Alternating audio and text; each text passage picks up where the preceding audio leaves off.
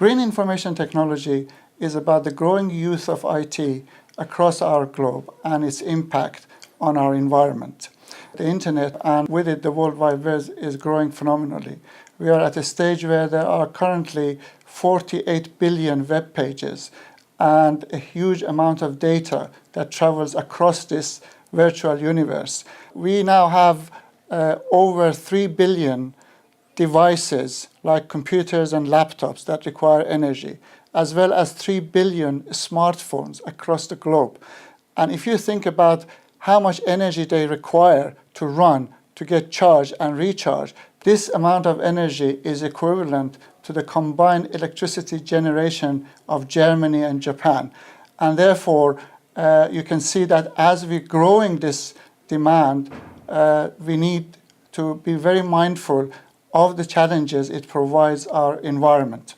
It's important that businesses understand how their IT is being used and the energy consumption, the footprint of that energy, because one thing is inevitable, and that is that it will continue to grow. Many organisations don't even know what that energy cost is in terms of their data centre, and there's that old saying that you can't manage what you can't measure. Therefore, the primary objective is to be able to measure and understand the energy use and the behaviour of these systems. The idea of the book came around after I had a discussion with Steve Elliott, who is the executive editor, one of the executive editors of Elsevier, in a conference at Sheffield. He came and visited us, and he was interested in collaborating with Leeds Beckett University on a number of projects around computer science and technology and engineering.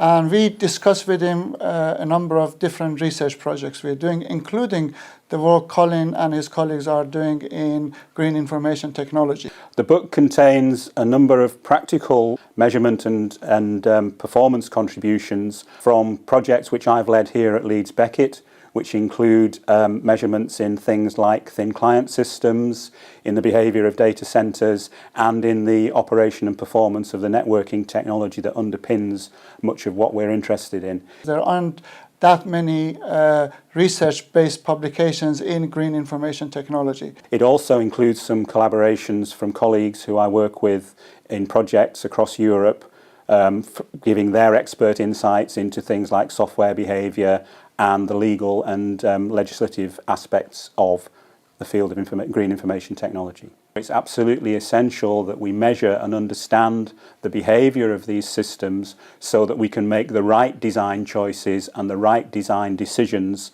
that will have a positive impact on the energy consumption of our systems.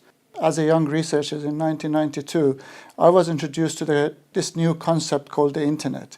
And if you now compare where we are 30 years after that new concept was introduced, and then try to project this to the next 30 years, you can see what is installed for us and how we're going to develop much more rapidly than what we have done over the past 30 years. So what it provides are some real practical insights into how things behave and therefore what changes can be made to improve performance. There's no way that these systems are going to go away, and it is almost certain that their overall energy consumption is likely to increase. Therefore, what we have to do is make sure that we manage that increase and that we understand it, so that while we continue to generate more data, we continue to generate more content, we do so in a way that minimises our energy consumption and our carbon footprint.